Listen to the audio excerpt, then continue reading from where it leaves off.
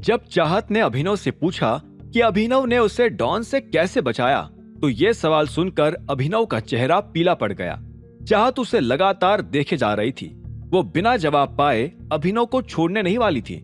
हालांकि अभिनव को यह जानकर अच्छा लग रहा था कि वहां डॉन और रंजन के साथ अभिनव की जो भी बात हुई, चाहत ने उसमें से कुछ नहीं सुना था। ऐसे में अभिनव ने अपना गला साफ किया और बोला, मैंने उसके साथ एक डील की। कैसी डील? मेरी सैलरी की डील। मैंने उससे कहा कि चाहत को छोड़ दो भाई, मैं आपको अपनी सैलरी दे दूंगा। और देखो ना, इत्तेफाक से मंथ एंड भी आज ही है। इतना कहकर अभिनव को लगा कि उसने अच्छा बहाना बनाया, लेकिन चाहत उसे अभी भी घूरते हुए देख रही थी। वो इस जवाब से सेटिस्फाइड नहीं दिख रही थी। यह अभिनव का भ्रम था कि चाहत ने कुछ नहीं सुना, लेकिन चाहत काफी कुछ सुन चुकी थी और अभिनव अभी जो कह रहा था वो उससे बिल्कुल अलग था जो चाहत ने अपने कानों से सुना था। अभिनव ऐसा क्यों कर रहा था, चाहत को समझ नहीं आ रहा था। डॉन इस शहर के छटे हुए बदमाशों की लिस्ट में टॉप पर आता है। तुम उसके साथ बार्गेन कैसे कर सकते हो? वो तुमसे इतने कम पैसे लेने के लिए राजी कैसे हो गया? चाहत ने अभिनव से सवाल किया। वो चाहती थी कि अभिनव उसे सब कुछ डिटेल में समझाए, एक एक चीज। अभिनव ने उसे एक पल के लिए रियर व्यू मिरर में देखा और बोला, तुम्हारी बातें सुनकर ऐसा लगता है कि शहर के सारे माफियाज के बारे में तुम्हें सब कुछ पता है। कैसे? अब यह सवाल सुनकर चाहत का चेहरा पीला पड़ गया था। उसने अभिनव से नजरें चुराना शुरू कर दिया था, लेकिन अभिनव उसकी आंखें देखकर यह समझ गया था कि दाल में कुछ काला है। अगर अभिनव चाहत से कुछ छुपा रहा था, तो चाहत भी अभिनव से कुछ छुपा तो रही थी। अभिनव ने चाहत के मन की तह खोलने के लिए कहा, तुम दिक्पाल सिंगावत को भी जानती हो क्या? और टाइगर को?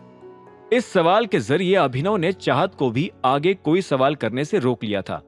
चाहत ने खिड़की के बाहर देखते हुए कहा, ऑफ कोर्स, ये दोनों शहर की नहीं बल्कि देश के सबसे बड़े माफियाज हैं। इन दोनों के बारे में कौन नहीं जानता? ये सुनते ही अभिनव मुस्कुराया और बोला, लेकिन तुम इन दोनों से ज्यादा और ज्यादा लोगों को जानती हो, जिन्हें और कोई नहीं जानता, नहीं? अभिनव चाहत के पीछे पड़ चुका था। ऐसे में चाहत ने एक गहरी सांस ली और बोली, फाइन, मैं इस दुनिया के बारे में इतना कुछ इसलिए जानती हूं क्योंकि मेरी माँ भी माफिया वर्ल्ड का हिस्सा हुआ करती थी, लेकिन उन लोगों ने मेरी माँ को मार डाला। यह सुनते ही अभिनव की भौहें तन गई और उसने पूछा, उन लोगों ने मार डाला? पर क्यों? मुझे नहीं पता, मैं तब बहुत छोटी थी। उन्हें मरे 18 साल हो गए हैं। यह सुनते ही अभिनव का दिमाग घूम गया। आज से ठीक 18 साल पहले ही तो अभिनव के पिता संजय गढ़वाल को मारा गया था। यह सिर्फ एक इत्तेफाक तो नहीं हो सकता था। अभिनव का मन तो था कि वो चाहत से वो तारीख पूछे जिस तारीख पर उसकी मां को मारा गया था, पर फिर अभिनव ने यह सवाल जाने दिया। चाहत के उदास चेहरे ने अभिनव को यह सवाल करने से रोक लिया था। उसने मुस्कुराते हुए कहा, हम लोग पहुंच गए हैं। चाहत भी उस जगह को देखकर खुश हो गई। जैसे ही वो गाड़ी से नीचे उतरी तो उसने कहा, तुमने मेरे लिए इतना कुछ किया अभिनव, इसीलिए बिल मैं पे करूंगी। अभिनव ने खुशी खुशी हाँ में सिर हिलाया और दोनों बार के अंदर चले गए।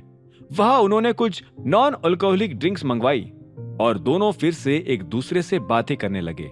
दोनों को बातें करते हुए वक्त का पता ही नहीं चल रहा था। लेकिन इसी बीच अभिनव का फोन बजा और उन दोनों की बातों का सिलसिला टूट गया। ये अनन्या का फोन था। अभिनव की नजर सीधी घड़ी पर गई और उसने देखा कि रात के 11 बज गए थे। अभिनव ने फोन उठाया और बोला, हाय अनन्या, कहाँ हो तुम? मैं अकरम्स रेस्टोरेंट एंड बार में हूँ। मुझे पता ही था कि तुम वही होंगे। इसके अलावा तुम और जा भी कहा सकते हो। बाहर आओ, मैं यही खड़ी हूँ, अनन्या ने उधर से कहा। यह सुनते ही अभिनव ने चाहत को देखा। उसे इस बात का कोई अंदाजा नहीं था कि अनन्या उसे और चाहत को रात के इस वक्त एक साथ देखकर क्या कहेगी। अगर उसे पता चलता कि वो और चाहत 5 घंटे से भी ज्यादा एक दूसरे के साथ थे, तो शायद अनन्या अभिनव की जान ले लेती। अभिनव ने एक गहरी सांस ली और बोला, ठीक है, मैं बाहर आ रहा हूं। जब अभिनव अनन्या से बात कर रहा था, तब चाहत उसका चेहरा देख रही थी। फोन कटते ही चाहत ने अभिनव से पूछा, क्या हुआ, सब ठीक? अभिनव ने तुरंत अपना सिर हिलाते हुए कहा, हाँ सब ठीक है। अनन्या बाहर वेट कर रही है। मुझे लगता है अब हम दोनों को चलना चाहिए। यह सुनते ही चाहत मुस्कुराई और बोली, बिल्कुल, लेकिन अलग अलग नहीं, एक साथ। अभिनव ये सुनकर हैरान हुआ और बोला, मुझे नहीं लगता कि ये ठीक रहेगा। अगर वो तुम्हें मेरे साथ देखेगी तो जलते जलते धुआं हो जाएगी। क्यों हो जाएगी वो धुआं? वैसे भी कौन सी तुम दोनों की शादी जैसी शादी हुई है, और वो तो खुद बाहर चिराग के साथ होगी, चाहत ने कहा। अभिनव चाहत के चेहरे पर साफ देख पा रहा था कि वो अपनी जिद छोड़ने वाली नहीं थी। इसीलिए अभिनव ने अपना डर छोड़ा और दोनों बार के बाहर आ गए। अभिनव ने अनन्या की गाड़ी देखी और दोनों उसकी तरफ बढ़ने लगे। जैसे ही अनन्या ने चाहत को अभिनव के साथ देखा तो उसकी आंखें हैरानी से भर गई। उससे रहा नहीं गया और उसने पूछा, तुम अभिनव के साथ यहाँ क्या कर रही हो? हम दोनों यहाँ थोड़ा फन करने आए थे, जैसे तुम चिराग के साथ गई थी फन करने। ये सुनते ही अनन्या के गले में खराश आ गई। जो जवाब चाहत ने अनन्या को दिया था वो शायद अभिनव नहीं दे पाता। इसलिए अनन्या ने अपना गला साफ करते हुए कहा, ठीक है, तो हम चलते हैं। मैं कल ऑफिस में मिलती हूँ, हमें कुछ कॉन्ट्रैक्ट साइन करने हैं। चाहत ने हाँ में सिर हिलाया और बोली, गुड नाइट। फिर उसने अभिनव को देखा और बोली, once again thank you for today. मुझे आज बड़ा मजा आया, और हाँ, कॉन्ट्रैक्ट जरा जल्दी भेजना। बिल्कुल, मैं पूरी कोशिश करूंगा कि तुम्हें कॉन्ट्रैक्ट जल्द से जल्द मिल जाए। इतना कहते ही अभिनव अनन्या की गाड़ी की फ्रंट सीट पर आकर बैठ गया। अनन्या अभी भी चाहत की कही उस बात को पचा नहीं पाई थी कि वो और अभिनव एक साथ फन कर रहे थे। उसे समझ नहीं आ रहा था कि आखिर अभिनव चाहत के साथ कौन सा फन कर रहा था। तभी अनन्या ने अभिनव से पूछा, कैसा कॉन्ट्रैक्ट? चाहत हम लोगों से कुछ सर्वेलेंस कैमरास परचेस करना चाहती है। अमाउंट काफी बड़ा है। मुझे बड़ी खुशी हुई कि चाहत ने ये कॉन्ट्रैक्ट हमें दिया। इस डील की वजह से कंपनी को काफी फायदा होने वाला है। अभिनव ने खुशी खुशी जवाब दिया। अनन्या ने धीरे से हाँ में सिर हिलाया। अभिनव का जवाब सुनकर अनन्या सेटिस्फाइड हो गई थी और वो ये भी समझ गई थी कि अभिनव और चाहत बिजनेस डील की वजह से एक दूसरे से मिले थे। अनन्या ने आगे कहा, चलो ये तो अच्छा है तुम्हारे लिए। अकरम सर ने तुम्हारी लाइफ सेट कर दी, लेकिन इससे पहले कि वो तुम्हारी हेल्प करते करते थक जाए, तुम अपने लिए थोड़ा पैसा जमा कर लेना। जब अनन्या ये सब कह रही थी तब अभिनव ने देखा कि अनन्या के गले में ठीक वैसी ही डायमंड रिंग थी जैसी अभिनव ने ऑक्शन में खरीदी थी। अभिनव ने पूछा, तुम्हें ये डायमंड रिंग कहां से मिली?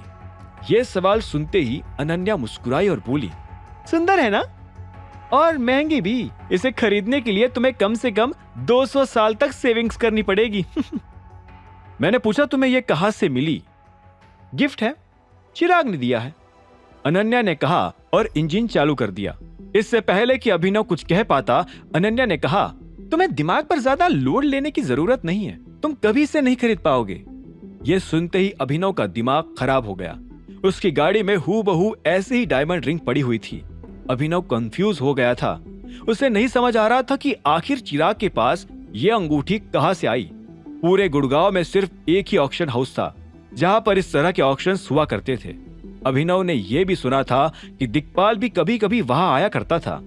वो दोस्तों से ज्यादा दुश्मनों के मिलने का अड्डा हुआ करता था। हर कोई ऑक्शन में ज्यादा बोली लगाया करता था ताकि वो अपने दुश्मन को सब लोगों के सामने नीचा दिखा सके। खुद अभिनव ने भी अलैना के साथ यही किया था।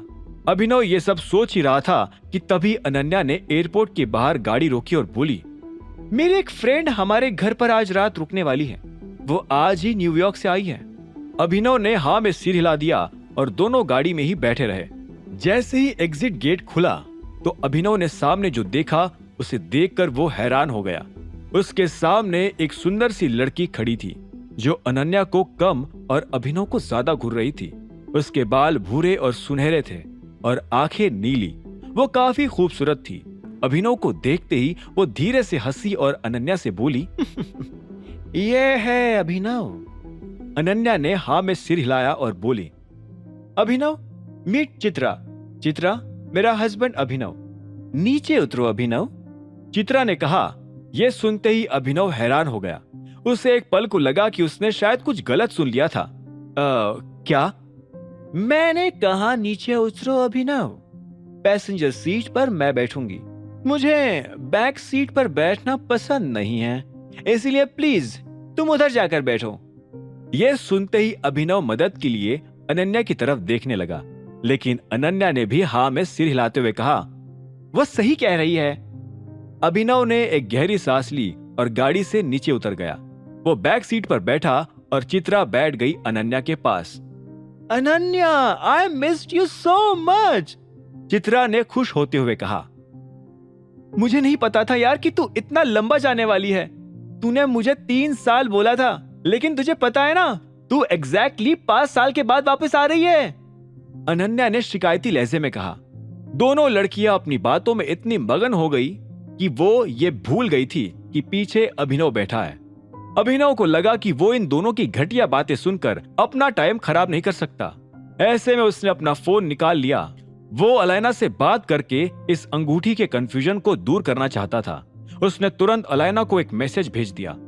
मुझे तो ये बिल्कुल अच्छा नहीं लगा, and trust me, I can't believe कि तू ऐसे किसी आदमी से शादी करने वाली है, चित्रा ने अनन्या से कहा। और ये सुनते ही अभिनव का ध्यान फिर से उन दोनों पर चला गया। अभिनव ने चित्रा को घूरते हुए देखा। इस बीच अनन्या भी धीरे से मुस्कुरा रही थी। ठीक तभी चित्रा की नजर भी अनन्या की रिंग पर पड़ी तो उसकी आंखें फटी की फटी रह गई। उसने कहा, ओह माय गॉड, कहीं ये प्योर रीनाज हार्ट तो नहीं है? चित्रा के मुंह से डायमंड का ये नाम सुनकर तो खुद अनन्या भी हैरान हो गई थी। उसे खुद नहीं पता था कि ये रिंग इतनी ज्यादा कीमती है। वो अभी के अभी इंटरनेट पर जाकर रीनाज हार्ट के बारे में सर्च करना चाहती थी। वो देखना चाहती थी कि आखिर चिराग ने उसे कितने का गिफ्ट दिया है। तभी चित्रा ने अनन्या से पूछा, पर ये तुझे मिला कहां से? अनन्या शर्माते हुए मुस्कुराई और बोली, मैंने इसे खरीदा नहीं है, ये तो मुझे एज अ गिफ्ट मिला है। लेकिन ये सच में इतना एक्सपेंसिव है क्या? पागल लड़की, प्योर रीनाज हार्ट का नाम रीना के नाम पर पड़ा है। ये वही अंगूठी है जिसे देखकर उसके पति ने उसे प्रपोज किया था। जब उन दोनों का डाइवोर्स हुआ तो उसने अंगूठी सेल आउट कर दी थी। दुनिया में इसके बहुत कम पीसेस बने हैं और ये वाली तो रेयरेस्ट ऑफ द रेयर है। इसे दुनिया में सबसे महंगी रिंग माना जाता है। आई गेस इसका प्राइस होगा 50 करोड़। चित्रा के मुंह से ये कीमत सुनकर अभिनव का दिमाग खराब हो गया। उससे ज्यादा पैसे देकर तो अभिनव इस रिंग को लाया था। खुद अनन्या का मुंह भी खुला का खुला रह गया था। अब आगे क्या होने वाला था? आखिर कहां से आई चिराग के पास ये रिंग? क्या सच में चिराग ने अनन्या के लिए इतनी महंगी रिंग खरीदी थी या था ये कोई धोखा? टर्न ऑफ टाइगर के सारे एपिसोड्स को सुनने के लिए डिस्क्रिप्शन में दी लिंक से डाउनलोड करें पॉकेट FM ऐप।